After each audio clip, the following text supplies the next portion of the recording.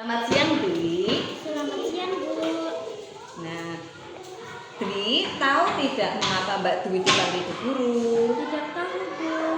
Nah, Mbak Dwi pada saat ulangan matematika tadi Bu Guru lihat Dwi mencontek pekerjaan Hasna. Betul? Betul, Bu. Nah, Dwi, mencontek itu perbuatan baik atau tidak? Tidak baik, Bu. Ya, setiap manusia pernah berbuat salah, termasuk Bu Guru. Nah, Dwi tadi berbuat salah karena mencontek pekerjaan Hasna. Tapi Bu Guru di sini tidak mencari siapa yang salah. Bu Guru akan membantu mencari solusi. Nah, tentu Dwi mempunyai alasan mengapa Dwi mencontek Hasna. Tadi malam Dwi tidak belajar, Bu. Kenapa tidak belajar? Main game atau yang lainnya, Wi? Main game, Bu. Nah, berarti pada saat tidak belajar, Dwi tidak bisa mengerjakan ulangan, kan? Betul kan? Betul, Bu. Nah, Dwi masih ingat tidak tentang keyakinan kelas kita? Ingat, Bu. Apa, Wi? Jujur dalam bertindak. Nah, Dwi yakin sifat jujur itu baik dan perlu diterapkan dalam setiap tindakan kita. Yakin, Bu. Nah, kalau begitu Dwi yakin kiranya harus dilakukan agar bertindak jujur, khususnya tidak mencolek saat ulangan. Belajar di malam hari mengerjakan sesuatu kemampuan dan berdoa. Nah, Dwi tahu apa yang harus dilakukan. Sudah, Bu. Nah, baik, untuk selanjutnya, mulai kapan Dwi akan melakukan apa yang dikatakan Dwi? Mulai hari ini, Bu. Baik, mulai hari ini Dwi mulai mengerjakan apa yang dikatakan tadi, yaitu belajar, mengerjakan sesuai kemampuan, berdoa. Nah, Dwi siap belajar menjadi lebih baik? Siap, Bu. Baik, sekarang Dwi kembali ke kelas dan tetap semangat ya. Siap, Bu. Terima kasih.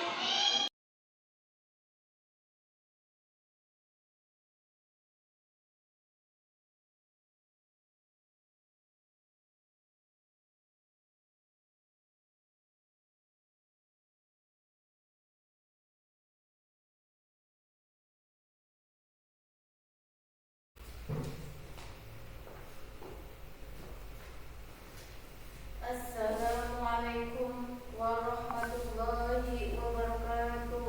Waalaikumsalam warahmatullahi wabarakatuh. Yang terhormat Bapak KS SDN 2 Kuliharjo, yang saya hormati Bapak Ibu SDN 2 Kuliharjo,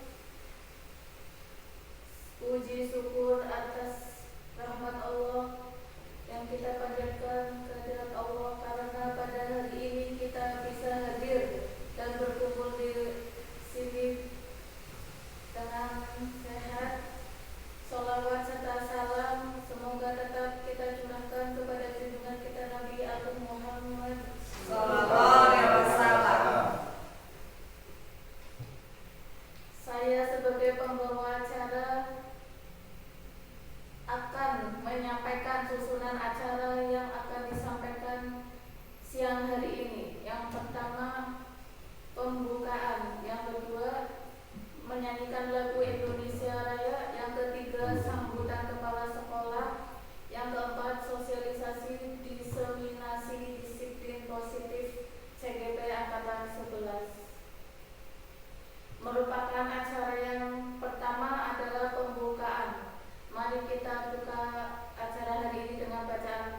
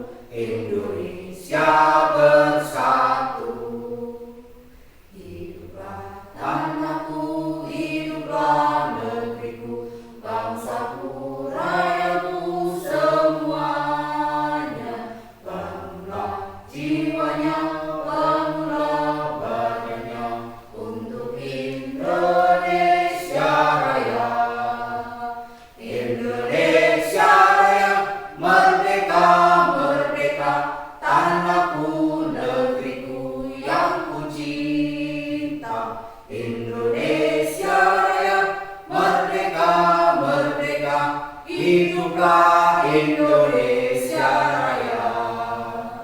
Indonesia Raya, merdeka, merdeka, tanahku, negeriku yang ku cinta. Indonesia Raya, merdeka, merdeka, hiduplah Indonesia Raya.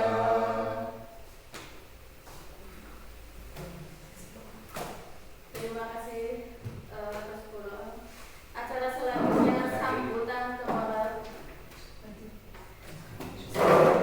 Acara selanjutnya sambutan kepala sekolah kepada Bapak Kepala Sekolah Selanjut.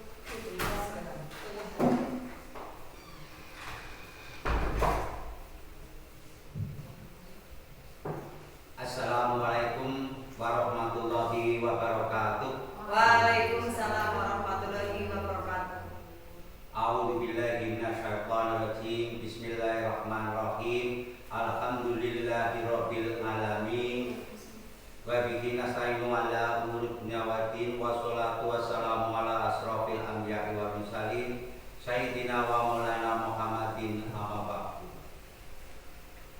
Yang saya hormati CGP angkatan 11 yaitu Bu Husnatul Hikmah SPD SD. Yang saya hormati Bapak dan Ibu Guru SD Negeri 2 Kuliharjo. Marilah kita selalu memanjatkan puji syukur kehadirat Allah Subhanahu wa taala yang mana pada kesempatan siang hari ini kita dapat berkumpul dalam rangka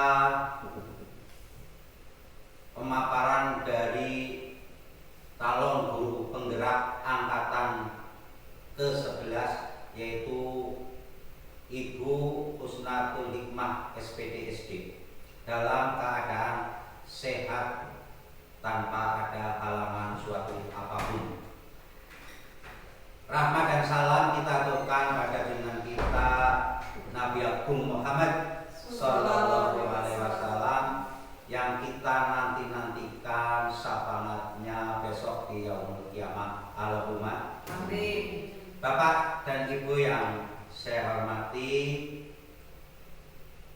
saya yang pertama mengucapkan banyak terima kasih kepada Bapak dan Ibu guru yang sudah hadir di ruangan ini dalam rangka aksi nyata dari guru penggerak angkatan ke-11 yaitu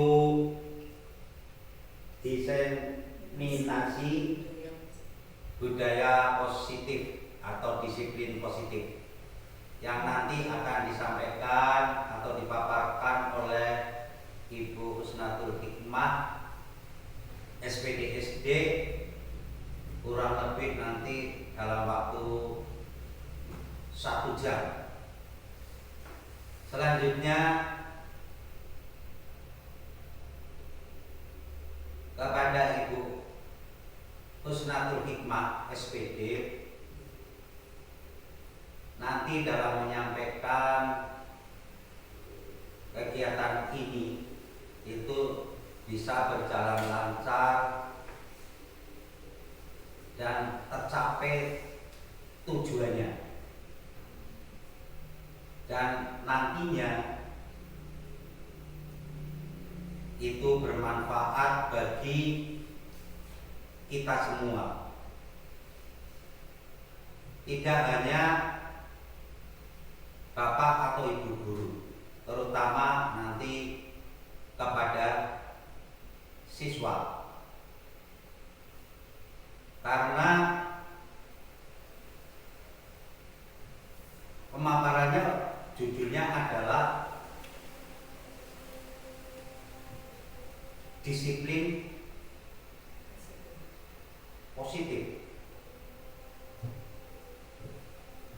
Makna disiplin itu sangat, bagaimana Bapak Ibu? Sangat luas. Oleh sebab itu nanti dipraktekkan dalam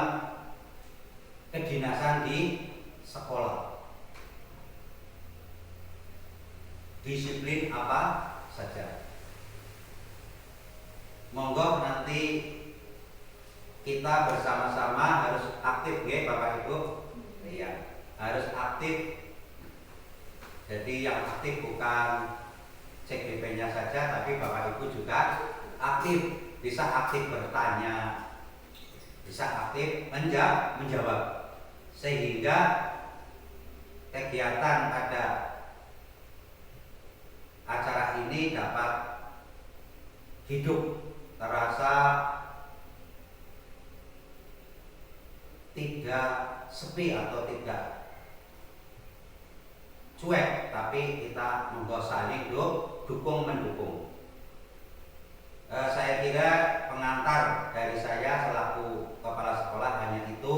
Sekali lagi semoga nanti Pupus itu dapat dalam memaparkannya dapat berjalan dengan lancar. Dari saya cukup sekian. Bila ada tutur kata yang kurang berkenan, mohon maaf yang setulus-tulusnya. Billahi taufiq wal hidayah. Wassalamualaikum warahmatullahi wabarakatuh. Waalaikumsalam warahmatullahi wabarakatuh. Terima kasih kami ucapkan kepada Bapak Sadijo yang telah memberikan sambutan. Acara selanjutnya adalah sosialisasi diseminasi disiplin positif CJB Angkatan 11 yang akan disampaikan oleh Ibu Husnatul Hikmah SPD. Kepadanya kami persilakan.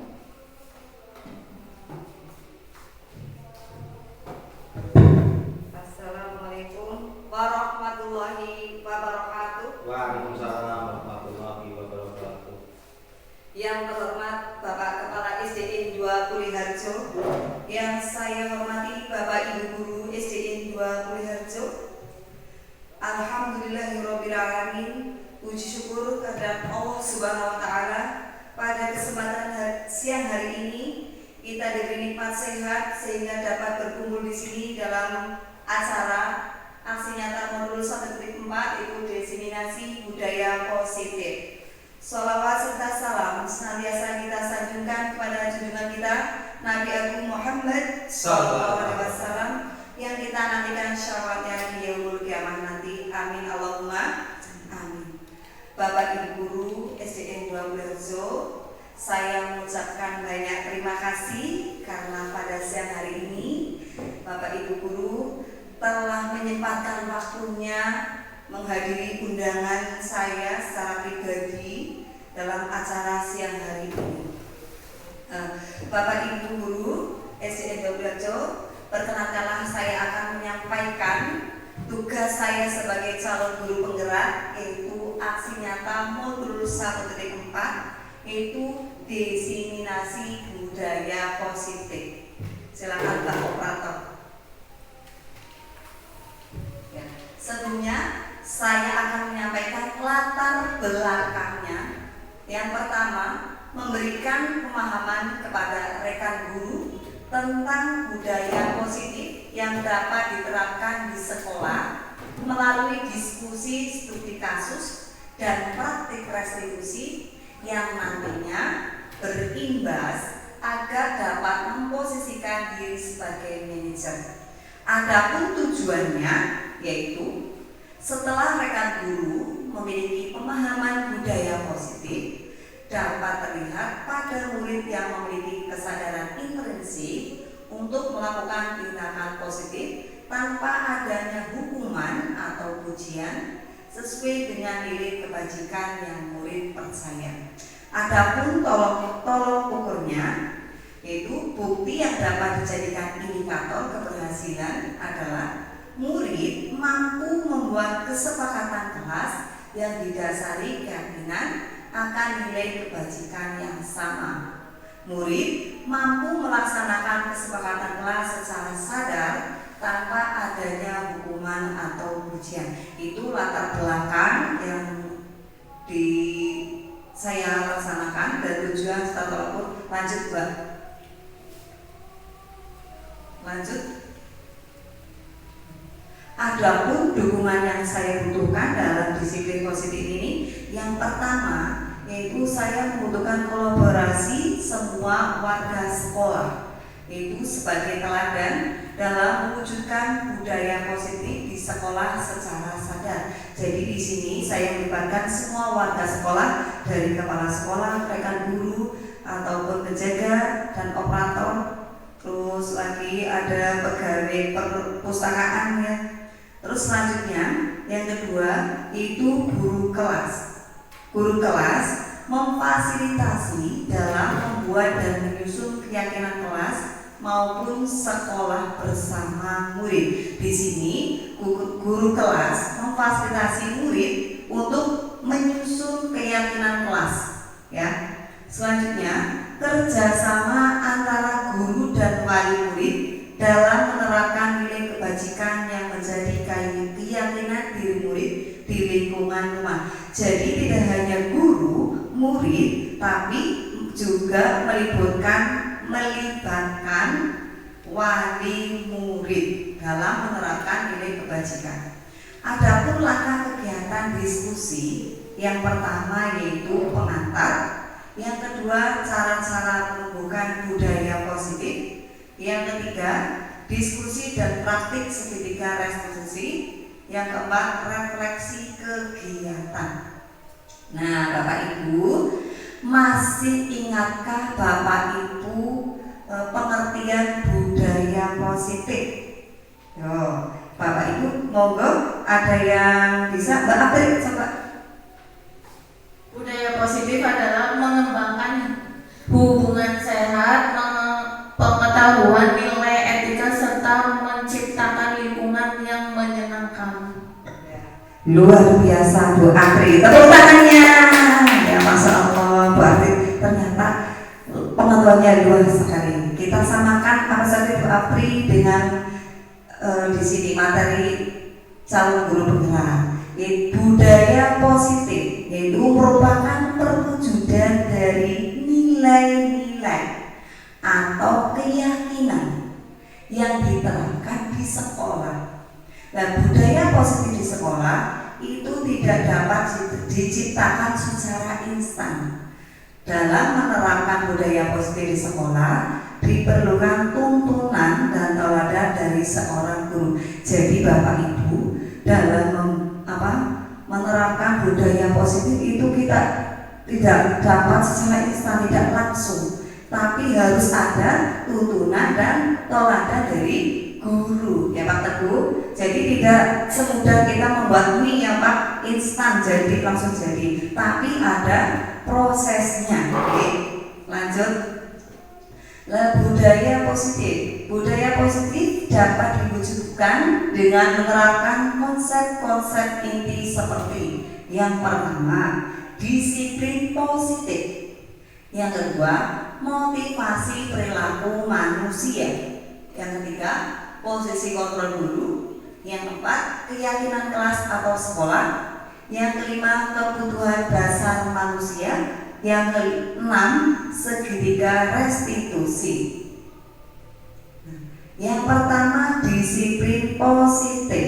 Nah, ini disiplin positif merupakan pendekatan disiplin yang menuntun murid untuk memiliki tanggung jawab dan mengembangkan kesadaran diri berdasarkan nilai-nilai kebajikan. Nah, dengan disiplin diri, murid dapat memahami dan menyadari tindakan yang mereka lakukan bukan karena pujian atau hukuman, melainkan berdasarkan motivasi dalam diri. Nah, di sini fokus pada disiplin internal yang memungkinkan murid mengkontrol tindakan mereka sendiri. Jadi dengan disiplin diri, murid dapat memahami, menyadari tindakannya. Setelah itu mereka lakukan bukan karena pujian atau hukuman, tetapi motivasi pada diri mereka sendiri. Lanjut. Nah, apakah itu nilai kebajikan? Bapak Ibu ada yang tahu apa nilai kebajikan? Mbak Iman? Nilai yang baik dan luhur. Nilai yang baik dan luar biasa. Nah, sifat ya, tepuk tangan dulu untuk Mbak Mustaqimah. Ya, nilai kebajikan itu sifat-sifat positif manusia yang merupakan tujuan mulia yang ingin dicapai setiap individu. Betul sekali, nilai yang baik dan luhur yang ingin dicapai oleh setiap individu. Lanjut. Nah, contohnya nilai kebajikan yang pertama yaitu bertakwa. Nah, bertakwa apa itu, Bapak Ibu? Selalu menjalankan perintahnya. Selalu menjalankan perintahnya. Luar sekali Pak Mantri. Tepuk tangannya. Terus kasih sayang. Apa doa ini yang wanita yang penuh dengan kasih sayang? Apa itu kasih sayang doa? Kasih sayang. Apa itu kasih sayang di ya? Oh, dikasih dan disayang. Dikasih dan disayang, iya. Itu nilai kebajikan, termasuk kasih sayang, dikasih dan disayang makanya. Yang ketiga adalah kejujuran. Nah, ini nilai kejujuran yang sangat penting kita terapkan dalam kehidupan sehari-hari. Tidak hanya di sekolah, tetapi di rumah. Nah, kejujuran itu juga kita terapkan pada diri anak itu dari kecil, sedini mungkin. Jangan hanya di sekolah baru kelas 1 baru diajarkan kejujuran, tapi di rumah kita harus bekali anak-anak kita untuk terbiasa hidup jujur. Dengan begitu anak akan tertanam pada diri mereka sikap kejujuran tersebut. Yang selanjutnya yaitu tanggung jawab. Nah, tanggung jawab juga ini perannya sangat besar sekali pada diri anak. Karena kalau anak sudah memiliki tanggung jawab dalam menghadapi apapun akan selesai dengan baik, ya. Apapun tugas di rumah, tugas sekolah, tentang tanggung jawab pada diri sendirinya. Selanjutnya adalah kesabaran. Nah, di sini juga termasuk nilai kebajikan yaitu kesabaran dalam menghadapi situasi dan kondisi apapun, itu harus ada kesabaran. Terus peduli, sikap peduli juga harus kita terapkan, ya. Peduli dalam misalkan di lingkungan sekolah kita, misalkan sekolah kita kok depan halamannya kotor, anak itu harus memiliki nilai kebajikan peduli. Karena tidak peduli, apa jadinya sekolah kita itu kotor, anak membiarkan sampah-sampah berserakan. Itu wajib kita terapkan juga. Terus selanjutnya menghormati. Nilai kebajikan menghormati juga penting. Karena apa, Bapak Ibu? Zaman sekarang dengan majunya teknologi, anak-anak sekarang itu sudah rasa menghormatinya itu semakin tipis, ya. Karena mereka itu terlalu menggunakan IT tapi menyalahgunakan. Seperti ini, Bapak Ibu, sering kita jumpai di sekolah kita, anak atau murid kita memanggil gurunya itu kan Bu Guru, tapi hai bro. Terus apalagi, terus apa ya? Contohnya apa, Bu Atri? Murid memanggil gurunya, tidak memanggil Bu Guru. Kalau zaman kecil saya dulu ada Bu Guru itu kayak takut, menunduk, tapi sekarang anak bisa dengan Bu Guru, dengan menepuk bahu Bu Guru, ya. Karena apa? Itu efek dari zaman canggihnya teknologi sekarang. Jadi anak ikut budaya barat, ya. Seperti menganggap guru itu adalah temannya, jadi rasa menghormatinya itu berkurang. Lanjut. Nah, di sini dengan nilai kebajikan tersebut dapat kita terapkan profil pelajar Pancasila. Tentunya Bapak Ibu sudah mengikuti penataran kurikulum Merdeka, tentunya sudah bisa ini tentang profil pelajar Pancasila. Yang pertama yaitu beriman, bertakwa kepada Tuhan Yang Maha Esa dan berakhlak mulia. Terus berkebinekaan global, gotong royong, mandiri, kreatif, bernalar kritis. Nah, Bapak Ibu sudah bisa belum tepuk profil pelajar Pancasila? Belum? Nah, mari saya akan ajarkan dengan gerakannya. berupa coba Bapak Ibu sambil berdiri supaya tidak ngantuk. Ya, enggak pakai gerakan yang seperti ini. Tadi yang pas itu pelajar Pancasila di sini tangannya. Pelajar Pancasila, Pancasilanya di depan. Pelajar Pancasila beriman, lofot di sini.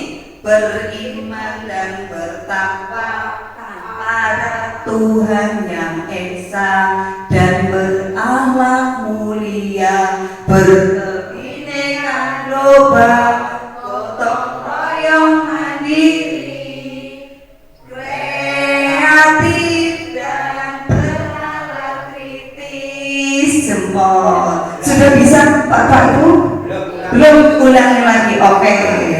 Yuk, ulangi. Pelajar Pancasila beriman dan bertakwa pada Tuhan yang Esa dan berakhlak mulia, berkebinekaan global, gotong royong mandiri, kreatif dan bernalar kritis. Tepuk tangan untuk Bapak Ibu Guru SDN 27. Luar biasa, diajarkan sekali, yang keduanya praktek langsung bisa, besok bisa ditularkan kepada anak didik. Ini yang dengan gerakannya mungkin kemarin baru tepuk-tepuk ya Bu, sekarang sudah ada gerakannya. Lanjut, yang kedua yaitu motivasi perilaku manusia. Nah, apa itu motivasi perilaku manusia?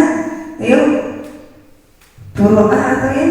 Bisa menjawab apa itu motivasi perilaku manusia? Motivasi yang merujuk pada perilaku manusia yang terdapat dari luar dan dari dalam, yang mengakibatkan kita melakukan tindakan dan mengambil keputusan. Seperti itu? Iya, luar biasa sekali. Beri salut untuk Boroa. Terus salut, jempol kanan, jempol kiri, dua jempol, salut. Iya, luar biasa sekali Boroa. Motivasi perilaku manusia.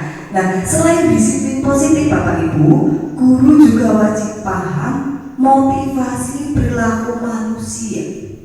Terdapat 3 motivasi perilaku manusia, yaitu yang pertama menghindari ketidaknyamanan atau hukuman. Nah ini biasanya kita kan kalau ada sesuatu supaya kita tidak merasa salah orang nyaman daripada salah, kita hindari supaya kita tidak terkena hukuman. Yang kedua, menjadi diri mereka yang diinginkan dengan menghargai diri sesuai dengan nilai kebajikan yang mereka percaya. Ini faktor internal dalam diri mereka.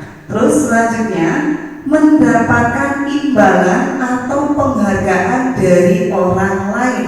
Ini faktor eksternal. Nah, banyak sekali sekarang anak yang ingin maju supaya dapat penghargaan dari orang lain. Nah, maju supaya dapat penghargaan, pujian. Nah, itu termasuk motivasi perilaku manusia. Itu termasuk faktor eksternal. Lanjut. Nah, tujuan guru harus paham motivasi perilaku manusia. Jadi agar kita tahu seorang guru, langkah yang harus kita lakukan apa saja. Yang pertama yaitu mengidentifikasi motivasi perilaku murid. Nah, kita identifikasi bagaimana caranya mengidentifikasi. Kita bisa mengamati pada saat pembelajaran. Ya Bapak Ibu, amati. Sehari itu tidak bisa mengamati semuanya, tapi bisa sehari 2 anak atau 3 anak. Oh, ternyata si A, si B ini motivasi di dalam kelas seperti ini perilakunya. Lanjut, jika murid terdorong oleh motivasi untuk menghindari hukuman atau mendapat penghargaan dari orang lain, guru harus berupaya untuk membangun motivasi internal agar murid dapat menghargai diri sendiri sesuai dengan nilai-nilai kebajikan yang mereka percaya. Nah ini, jika ada murid yang motivasinya untuk menghindari hukuman, tugas kita itu memberikan motivasi kepada anak tersebut, ya, agar anak tersebut dapat menghargai diri mereka, tidak menghindari hukuman lagi. Bagaimana ya? Dengan menerapkan nilai-nilai kebajikan yang mereka percaya. Selanjutnya, yang 3, keyakinan kelas. Apa itu keyakinan kelas, Bapak Ibu? Ada yang tahu? Apa itu keyakinan kelas? Nah, mungkin kalau dulu kita tahunya tata tertib ya. Tata tertib yang tertempel di dalam kelas-kelas. Masuk pukul 7, tidak boleh terlambat, tidak boleh bolos, ya. Kalau dulu, nah apa sih arti keyakinan kelas? Bedanya nanti tata tertib dengan keyakinan kelas. Nah di sini arti keyakinan kelas itu nilai atau prinsip yang disepakati bersama antara guru dan murid dengan cara diskusi dan dituangkan dalam pernyataan yang mudah diterapkan. Ya, lanjut. Nah, pembentukan keyakinan kelas. Nah, Bapak Ibu sudahkah di kelas Bapak Ibu membuat keyakinan kelas?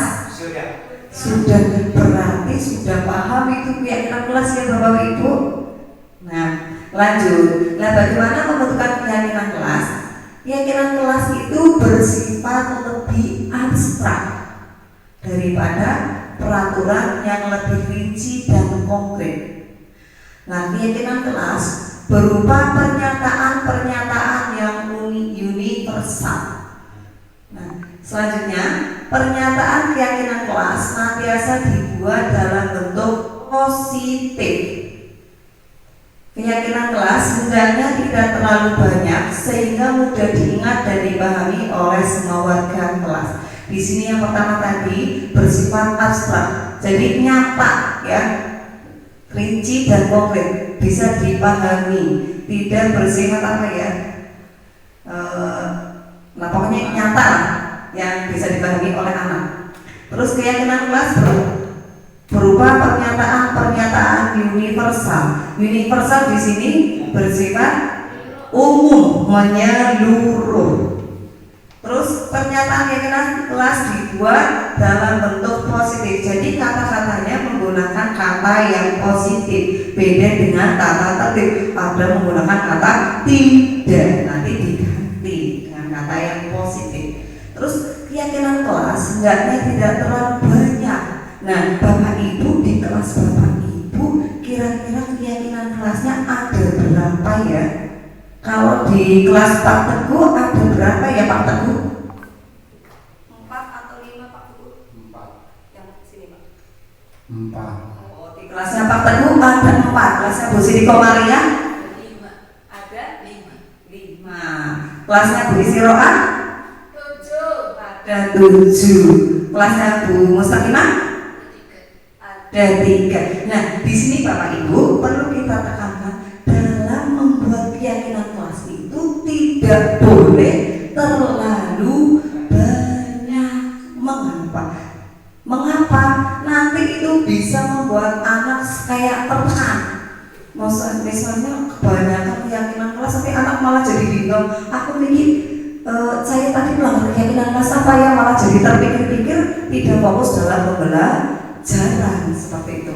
Makanya dalam membuat keyakinan kelas itu jangan terlalu banyak sehingga mudah diingat dan dipahami oleh semua warga kelas. Keyakinan kelas baiknya sesuatu yang dapat diterapkan di lingkungan tersebut. Ya, keyakinan kelas itu diterapkan pada di lingkungan kita. Ya. Yang selanjutnya, semua warga kelas hendaknya ikut berkontribusi dalam pembuatan keyakinan kelas lewat kegiatan curah pendapat. Nah, di sini semua warga kelas harus terlibat, ya, ikut berkontribusi dalam membuat keyakinan kelas sebagai curahan pendapat dari siswa-siswa kita. Terus bersedia meninjau kembali keyakinan kelas dari waktu ke waktu. Jadi kita sebagai wali kelas misalnya tahun kemarin kita membuat keyakinan kelas apa, kita analisis apa keyakinan kelas itu benar-benar dilaksanakan di kelas kita, apa masih ada anak yang melanggarnya. Nah, dianalisis lagi untuk tahun ke depan. Oh, ternyata keyakinan kelas ini masih banyak anak yang melanggar. Jadi kita mencari tahu bagaimana caranya agar anak itu dapat melaksanakan keyakinan kelas dengan baik dan bisa direvisi untuk tahun depannya. Nah, ini tadi saya sudah menanyakan ya, sudah menyusun keyakinan kelas Pak belum Bapak Ibu Guru? Ternyata sudah. Terus bagaimana caranya? Tadi sudah ya. Bagaimana caranya ya? Bersama murid, bersama-sama murid membuat keyakinan kelas, anak-anak dikumpulkan, diskusi dengan temannya, kira-kira keyakinan apa yang diterapkan di kelas kita. Setelah itu anak bisa mengambilkan ke depan, oh ini loh dari kelompok kami keyakinan kelas ini Bu. Dan hasilnya itu ditaruh di mana? Apa hanya ditulis dikumpulkan di buku? Bisa kita pajang di papan pajang di kelas kita Bapak Ibu, supaya apa? Anak ingat, oh tadi habis seperti ini saya melanggar keyakinan kelas kita ya. Terus lagi, mengapa keyakinan bukan lagi peraturan kelas? Nah, di sini tentunya Bapak Ibu sudah tahu kan tadi bedanya keyakinan kelas bukan peraturan kelas. Kalau dulu tata tertib atau ya, kalau dulu tata tertib, tapi sekarang sudah diganti dengan keyakinan kelas. Kalau tata tertib sudah menggunakan kata tidak, sedangkan kalau keyakinan kelas sudah menggunakan bahasa yang lebih halus, yang positif, yang santun ya. Lanjut ya, bagaimana caranya?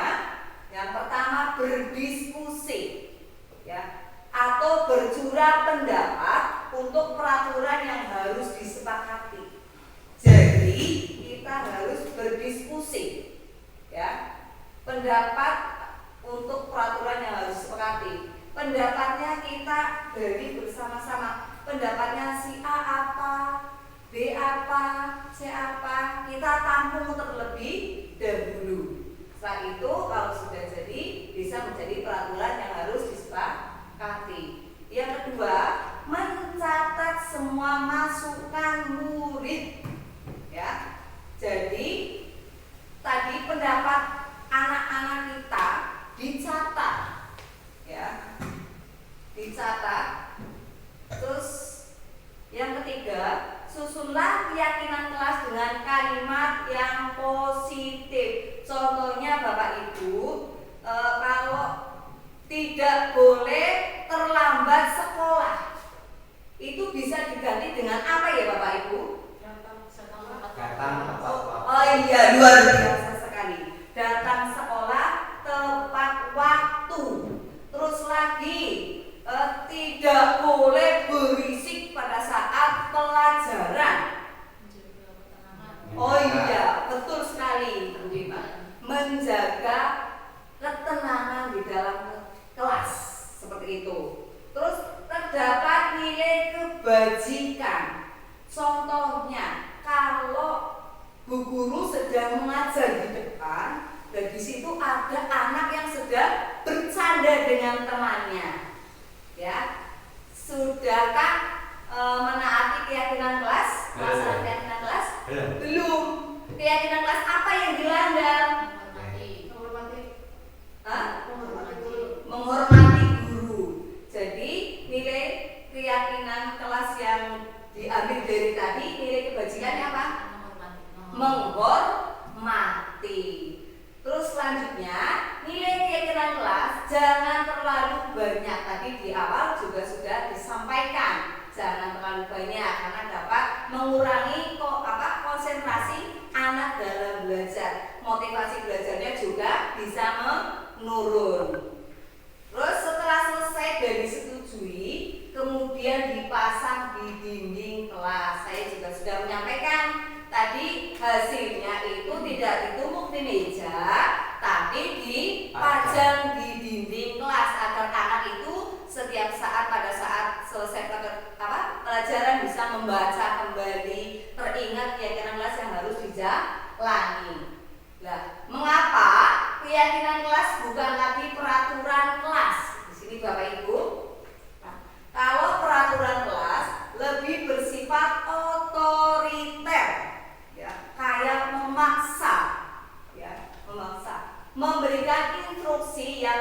tegas tentang apa yang boleh dan tidak boleh dilakukan.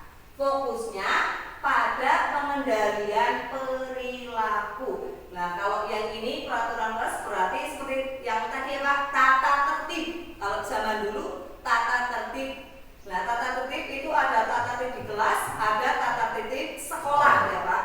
Ya. Lanjut, selanjutnya keyakinan kelas Pak. Lebih bersifat kolaboratif. Di sini kolaboratif berarti saling ya, saling bersama melibatkan siswa dalam proses pembuatan keputusan dan tekanan pada nilai-nilai bersama. Fokusnya pada pengembang karakter dan tanggung jawab. Nah, ini. Nah, di sini keyakinan kelas dan nilai kebijakannya. Di sini keyakinan kelas, contohnya berdoa sebelum dan sesudah pelajaran. Nah, dari keyakinan kelas tersebut mengandung nilai kebajikan, yaitu apa Bapak Ibu? Bertakwa. Karena kita berdoa, berarti kita mengucapkan rasa syukur kita kepada Tuhan yang Maha Esa. Yang kedua, contoh keyakinan kelas yang kedua yaitu mengerjakan ulangan sendiri, tidak mencontek. Itu nilai kebajikannya adalah kejujuran. Terus lagi, membantu teman piket. Misalkan pada hari Senin kan mau upacara. Lah, di saat Senin itu petugas piketnya yang baru datang satu. Lah, wujud rasa peduli kita kepada teman yaitu membantu teman kita yang piket. Nah, ini nilai kebajikannya adalah peduli. Terus yang selanjutnya contoh keyakinan kelas yaitu mendengarkan guru ketika sedang menerangkan. Nah, ini yang sangat penting sekali dalam pada saat pembelajaran. Nilai kebajikan yang kita tanamkan yaitu menghormati, ya, supaya pembelajaran dapat berjalan dengan baik dan hasil pembelajarannya juga tercapai karena guru dan murid saling interaksi berkolaborasi dengan nilai kebijakan yang ada. Nah, Bapak Ibu kelihatannya sudah mulai mengantuk nih ya. Mari kita ice breaking dulu supaya tidak mengantuk. Bapak Ibu berdiri dulu sebentar.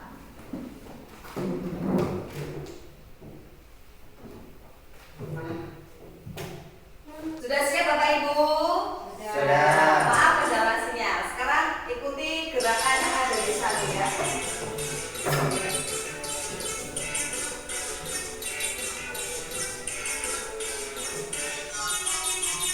Tangan digoyang-goyang,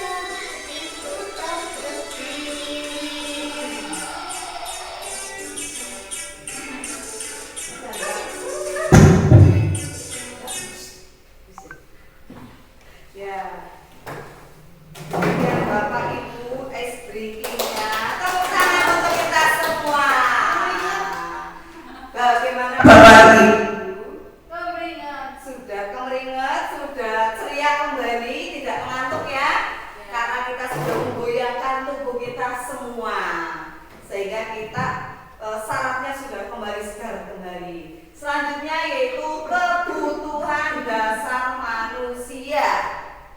Apa itu kebutuhan dasar manusia? Ayo, Mbak Mustaqimah. Kebutuhan yang harus dipenuhi. Kebutuhan yang harus dipenuhi. Ya, luar biasa. Tepuk tangan untuk Mbak Mustaqimah. Ya. Nah, ini kebutuhan dasar manusia menurut Dr. William Glasser. Itu ketika seseorang murid melakukan sesuatu perbuatan yang bertentangan dengan nilai-nilai kebajikan atau melanggar peraturan, hal itu sebenarnya dikarenakan mereka gagal memenuhi kebutuhan dasar mereka. Ya, jadi murid itu melakukan perbuatan yang bertentangan dengan nilai, berarti anak itu telah gagal dalam memenuhi kebutuhan dasarnya. Lanjut. Apa saja kebutuhan dasar manusia? Stop dulu. Oh, sudah di next. Apa dasar kebutuhan manusia? Contohnya apa ya? Ibu-ibu? Oh, makanan, minum, apa lagi? Oh, kasih sayang gitu ya. Baju. Oh, baju. Ya. Ya, apa lagi Bu Altri? Apa ya? Betulnya banyak ya. Sayur next. Kebutuhan dasar manusia yang pertama bertahan hidup. Nah, bagaimana cara kita bertahan hidup? Makan. Oh, dengan makan dan minum. Kita penuhi tubuh kita dengan makan minum agar mampu bertahan hidup. Yang kedua yaitu kasih sayang. Dan kata Guru A tadi, kebutuhan kasih sayang itu penting. Kasih dan sayang. Kalau tidak ada kasih, tidak akan muncul rasa sayang. Ini juga dibutuhkan untuk anak didik kita. Selanjutnya yaitu penguasaan. Penguasaan. Di sini ada kebutuhan dasar manusia yaitu penguasaan. Terus ada kebebasan, yaitu kebutuhan rasa bebas. Terus ada kebutuhan kesenangan, yaitu kebutuhan merasakan rasa senang pada diri mereka. Kalau bebas, ingin bebas seperti apa? Ya, sesuai dengan keinginan. Nah, di sini ada sebuah kasus Bapak Ibu. Nah, nih. Ini Ibu Ani, guru kelas 5, sedang bingung ya, menghadapi ulah salah satu murid di kelasnya. Beberapa anak telah mengeluh karena Tommy yang seringkali meminta bekal makanan siang mereka dengan paksa. Nah, jika Anda menghadapi situasi seperti Ibu Ani, apa yang akan Anda lakukan?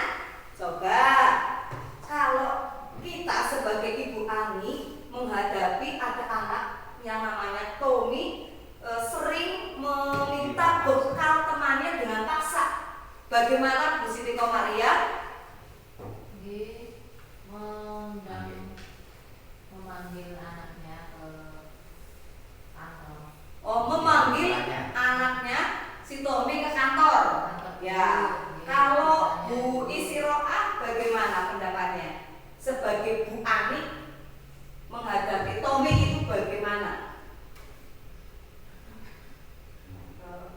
Selain memanggil, ataupun dipanggil mengatur Nasihati terlebih dahulu. Oh, setelah itu diberi nasihat.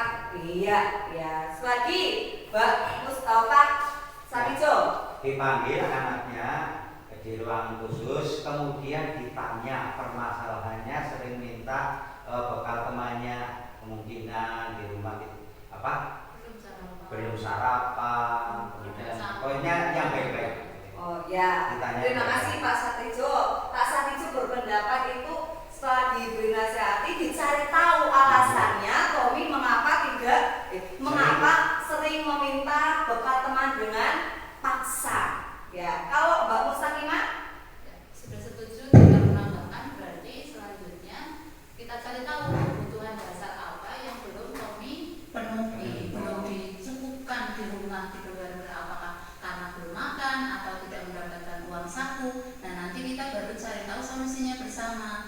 Tommy mau bagaimana biar kebutuhan dasarnya terpenuhi dan tidak meminta makan siang teman-temannya lagi. Mungkin seperti itu. Oh iya. Terima kasih. Tepuk tangan semuanya. Iya, jadi Mbak Mustaqimah itu selain menasehati, menambahkan tadi mencari tahu kebutuhan apa yang harus dipenuhi oleh Tommy. Nah, alasannya di sini karena ia lapar, mungkin orang tuanya tidak membawakan bekal makan siang. Maka kebutuhan dasar yang sedang berusaha dipenuhi Tommy adalah kebutuhan untuk bertahan hidup. Kelihatannya di sekolah kita itu tidak ada yang seperti itu ya.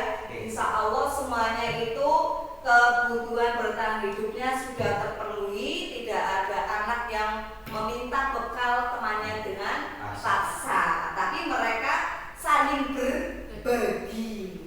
Selanjutnya, alasan Tommy yang kedua yaitu karena dia merasa senang karena temannya jadi memerhatikan dia ketika temannya melaporkan tindakannya itu pada gurunya dan gurunya memberitahu orang tuanya sehingga orang tuanya jadi memperhatikan dia. Maka kebutuhan dasar yang sedang dipenuhi Tommy adalah kebutuhan akan kasih sayang dan rasa diterima. Nah, caranya ini di Tommy supaya dapat perhatian dari temannya bertingkah seperti itu. Dan karena merasa senang jika dilaporkan gurunya, gurunya juga perhatian sama Tommy. Kemudian gurunya memanggil orang tuanya supaya orang tuanya lebih memperhatikan Tommy. Nah, motif dari Tommy itu kebutuhan dasar yang dipenuhinya itu kasih sayang dan rasa diterima. Nah, kita juga sama dengan Tommy ya, membutuhkan kasih sayang dan rasa diterima. Tidak hanya Tommy saja, semuanya pasti membutuhkan itu. Terus alasan Tommy yang ketiga itu karena ingin temannya menjadi takut dengan dia dan menuruti keinginannya. Nah, dia bertingkah seperti itu supaya teman-temannya takut. Saya ditakuti temannya, merasa hebat dia. Maka sebetulnya Tommy itu sedang memenuhi kebutuhannya dasarnya akan kekuasaan. Jadi merasa berkuasa di kelas itu. Nah, teman-teman, ia menjadi geng supaya ditakuti temannya. Saya berkuasa. Ya. Selanjutnya, alasan Tommy yang keempat yaitu karena dia merasa bosan. Tentunya kita sebagai manusia normal biasa tentunya ada kalanya merasakan bosan seperti yang dialami Tommy dengan makanan yang dibawakan ibunya. Mungkin menunya itu sama terus aja tidak berganti-ganti sehingga melihat punya teman dia ingin mencoba makanan temannya yang beraneka ragam. Maka Tommy sedang berusaha memenuhi kebutuhan akan kebebasan. Nah, ini selanjutnya adalah posisi kontrol guru. Apa itu posisi kontrol guru? Ada yang tahu, Mbak Pupuk? Posisi kontrol guru adalah peran dan pengaruh yang dimiliki guru dalam proses pendidikan. Ya, luar biasa Mbak Pupuk. Jadi peran guru Di sini. posisi kontrol manusia memahami gaya interaksi yang berbeda. Nah, konsep 5 posisi kontrol merupakan sebuah kerangka kerja yang dikembangkan oleh Dr. William Glasser dan Dian Gosen untuk memahami berbagai gaya interaksi yang sering kita gunakan dalam berkomunikasi dan berinteraksi dengan orang lain, terutama dalam konteks pendidikan. Posisi kelima ini menggambarkan cara kita berusaha mengendalikan situasi dan orang lain di sekitar kita. Nah, ini ada 5 posisi kontrol guru. Yang pertama yaitu penghukum. Nah, ini di sini posisi kontrol penghukum itu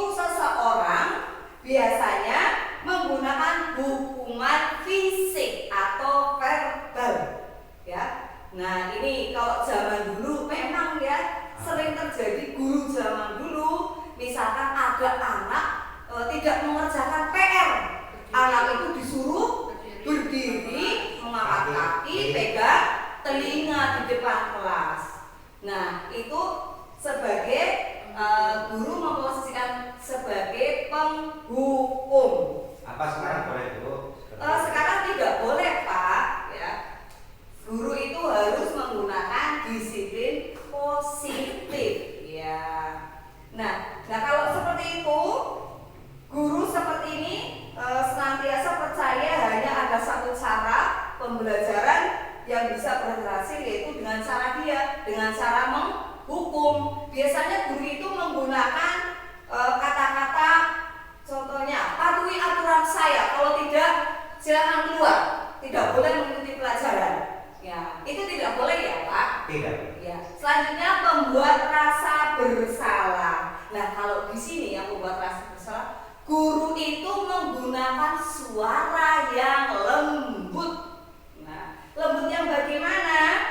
Pembuat rasa bersalah akan menggunakan keheningan yang membuat orang lain merasa tidak nyaman atau bersalah atau rendah diri. Contohnya, ibu sangat kecewa dengan kamu. Kamu tadi tidak mengerjakan PR sehingga nilai kamu buruk. Saya kecewa sekali. Dengan ada yang lembut tapi memojokkan anak tersebut. Nah, di posisi ini murid itu akan memiliki penilaian diri yang buruk tentang mereka sendiri. Murid merasa tidak berharga, ya, dan telah mengecewakan orang-orang yang disayangi. Contohnya bu guru tadi sudah kecewa. Oh, ternyata saya mengecewakan guru saya karena saya tidak mengerjakan PR. Dan ini posisi yang digunakan guru adalah membuat rasa bersalah. Yang ketiga yaitu posisi guru sebagai teman. Nah, pada posisi ini guru pada posisi ini tidak akan menyakiti murid, namun akan tetap berupaya mengontrol murid melalui persuasi atau posisi teman pada guru, bisa negatif ataupun positif. Nah, positif di sini berupa hubungan baik yang terjalin antara guru dan murid. Contohnya apabila anak tersebut melanggar keyakinan kelas yang disampaikan guru, ayo bantulah bu guru nak supaya berjalan dengan baik pembelajaran kita. Nah, di sini guru mendekati anak sebagai teman, tapi ada segi negatifnya Bapak Ibu. Apa ada yang tahu kira-kira dari posisi guru sebagai teman yang itu terlalu dekat? Tidak ada pemisah antara guru dengan siswa. Oh iya, betul sekali. Iya, tidak ada pemisah antara guru dan murid, ya. Karena muridnya menganggap gurunya adalah teman. Misalkan anak itu melanggar, yang penting saya dekat dengan Bu Mustaqimah. Nanti kan Bu Mustaqimah sudah mengakui saya, tidak apa-apa, nanti bisa minta keringanan. Itu kan jelas sudah tidak baik. Terus lanjut, posisi selanjutnya. Tapi yang tadi ya, yang teman, murid merasa dikecewakan jika gurunya itu tidak mengabulkan permohonannya. Contohnya tadi minta keringanan pada saat mengerjakan PR. Bu, boleh nggak saya mengumpulkan besok pagi? Tidak sekarang, padahal pelajarannya pagi ini, tapi gurunya tidak mengabulkan. Anak itu menjadi kecewa berat, ya. Bisa nanti di belakangnya menjadi tidak menyukai guru tersebut. Tapi kalau guru itu mengabulkan permohonannya, seperti mendewakan guru itu. Malah aku punya Bu Mustaqimah, tenang saja nanti. Nah, itu tidak baik juga. Terus yang keempat yaitu pemantau. Nah, di sini pemantau itu artinya mengawasi, ya. Pada saat kita mengawasi, kita bertanggung jawab atas perilaku orang yang kita awasi. Nah, posisi pemantau ini berdasarkan pada peraturan dan konsekuensi. Di sini gurunya itu mengumpulkan data-data yang mencatat semua kegiatan yang ada di kelas, tadi kejadian apa di atau pokoknya selalu mendokumentasikan. Nah, dari posisi pemantau ini seperti berawal dari teori stimulus respon, ya, yang menunjukkan tanggung jawab guru dalam mengontrol murid, ya. Selanjutnya, yang kelima adalah manajer. Nah, ya, posisi yang kelima adalah manajer, Bapak Ibu. Seorang manajer ini di mana guru berbuat sesuatu bersama dengan murid, mempersilahkan murid mempertanggungjawabkan perilakunya dan mendukung murid agar dapat menemukan solusi atas permasalahannya sendiri. Nah, dari kelima posisi kontrol itu yang paling tinggi apa ya? Yang paling baik adalah posisi sebagai apa? Harapannya manajer. Harapannya manajer, iya, karena manajer itu bisa meraih memposisikan mereka semuanya, ya, bisa jadi teman, yang penting tidak penghukum. Ya, Bapak Ibu, mari kita saksikan video 5 posisi kontrol.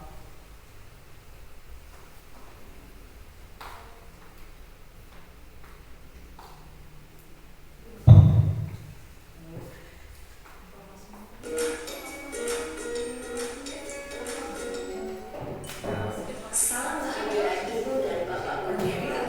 Dalam penerapan disiplin positif restitusi, salah satu program yang dikembangkan adalah 5 posisi kontrol. 5 posisi kontrol dalam restitusi adalah proses perjalanan seorang pendidik agar dapat mengetahui dirinya.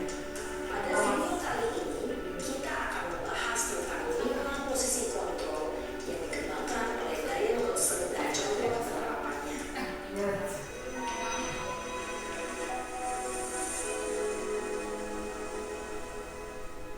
Posisi penghukum 2. Pospan dan posisi tersebut.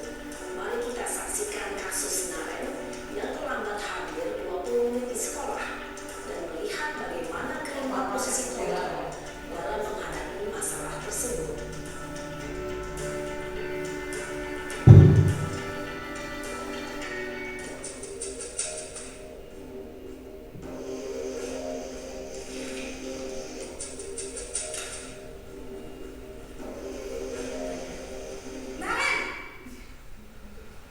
Sini kamu.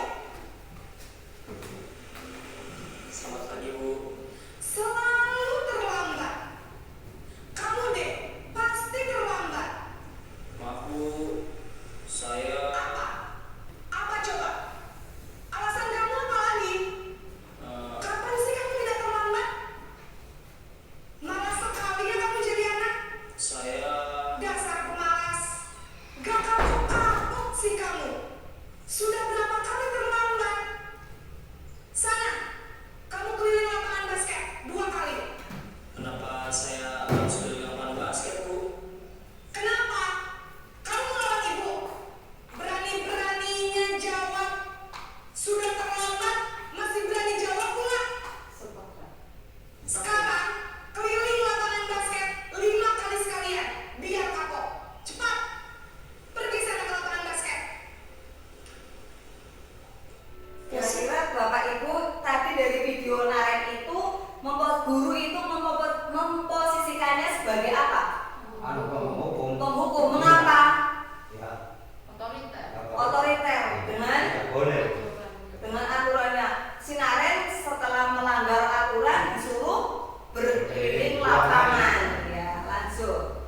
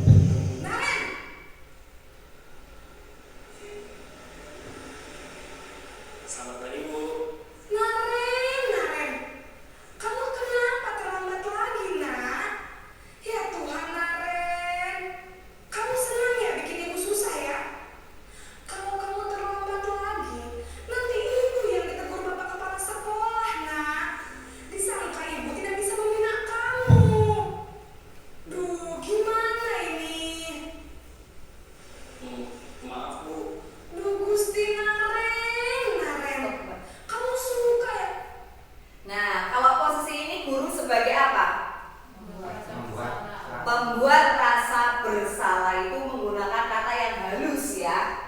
Bisa next Mbak. Kalau ibu ditegur apa ya? Ibu.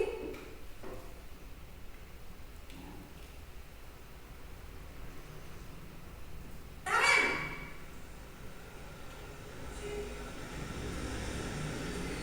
Selamat pagi Bu. Wah, sudah jam berapa ini nak? Terlambat lagi ya sayang. Iya Bu, habis ibu saya lupa melontar saya Bu. Nah, kalau yang ini guru memposisikan sebagai teman karena merangkul Naren dengan teman ibu juga sebagai temannya. Kamu bukannya anak yang larinya paling kencang. Kok terlambat sih? Iya Bu, saya memang terlambat.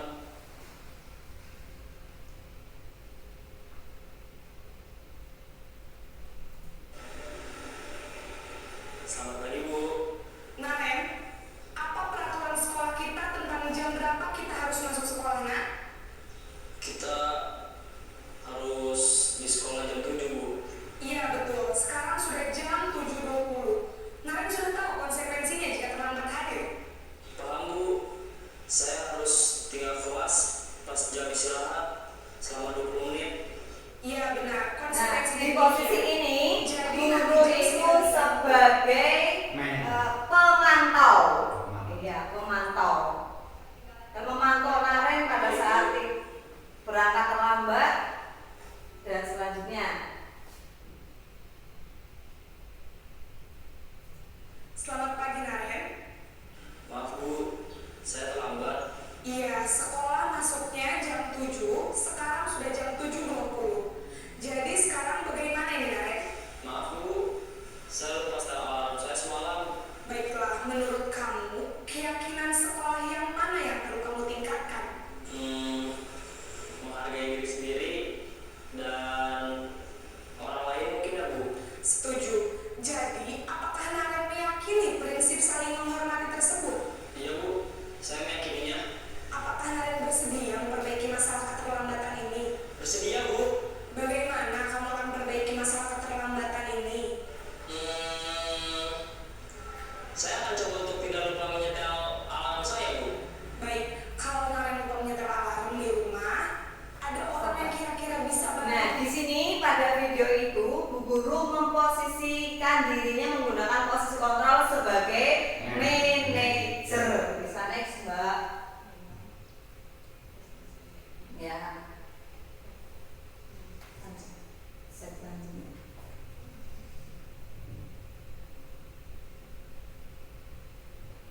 Nah, bagaimana cara menyelesaikan permasalahan yang ada tadi?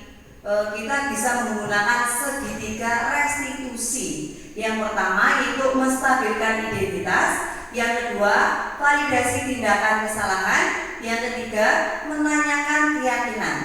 Jadi sebagai seorang guru supaya mulai menerapkan segitiga restitusi dalam menyelesaikan masalah di kelas. Tujuannya adalah menumbuhkan murid yang mandiri dan bertanggung jawab. Nah, yang pertama menstabilkan identitas. Bisa mengatakan dengan berbuat salah itu tidak apa-apa. Nah, tidak ada manusia yang sempurna. Saya juga pernah melakukan kesalahan seperti itu. Kita bisa menyelesaikan ini. Next Mbak. Yang kedua yaitu validasi tindakan atau kesalahan, yaitu dengan menanyakan, padahal kamu bisa melakukan yang lebih buruk dari ini ya. Bisa juga kamu pasti punya alasan mengapa melakukan hal itu. Next, yang ketiga adalah menanyakan keyakinan. Nah, tadi anak sudah melanggar, ditanyakan apa yang kita percaya sebagai kelas atau keluarga, apa nilai-nilai umum yang kita telah sepakati. Nah, next. Nah, di sini saya pernah melakukan restitusi pada murid saya, ya, itu kepada anak didik saya karena mencontek pada saat undangan. Tuh.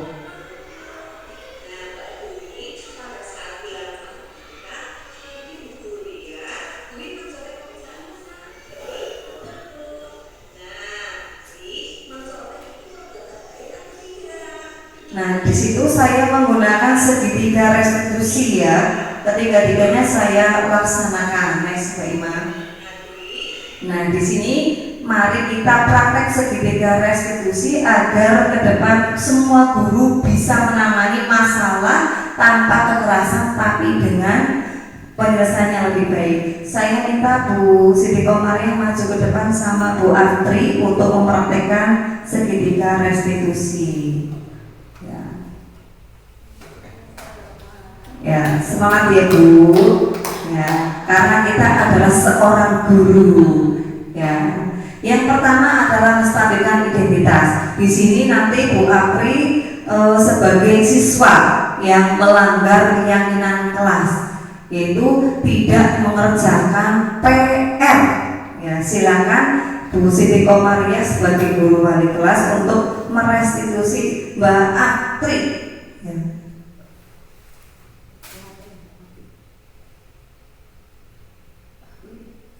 Mbak, Bu Guru panggil ke sini, tahu? Mboten tahu Bu. Nggak tahu. Tadi di kelas apa yang Mbak Apri kerjakan? Di kelas tidak mengerjakan PR. Di kelas tidak mengerjakan PR. Terus kalau tidak mengerjakan PR itu kan harus dikerjakan nih. Dikerjakan atau tidak? Iya, belum dikerjakan. Kenapa kok belum dikerjakan? Alasannya apa? Lupa. Karena lupa.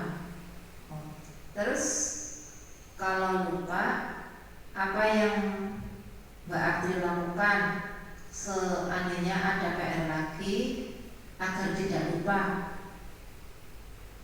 Apa yang aku lakukan seandainya tidak ada PR, tidak lupa, pulang sekolah langsung mengerjakan sorenya atau malamnya. Ya, bagus. Besok seperti itu, okay? Supaya tidak melanggar keyakinan kelas lagi, okay? Mengerjakan PR. Tepuk tangan untuk Bu Siti Komariah dan Bu Apri. Ternyata sudah pandai dalam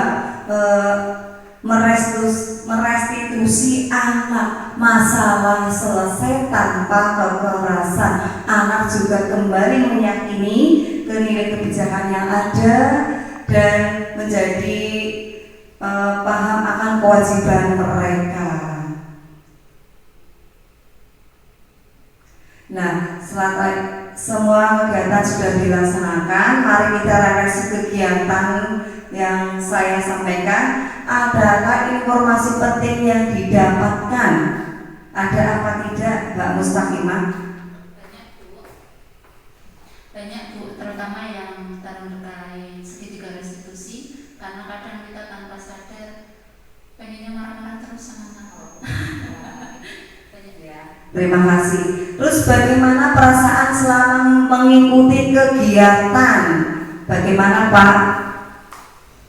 Perasaan dalam mengikuti kegiatan adalah sangat senang. Senang, tepuk tangan.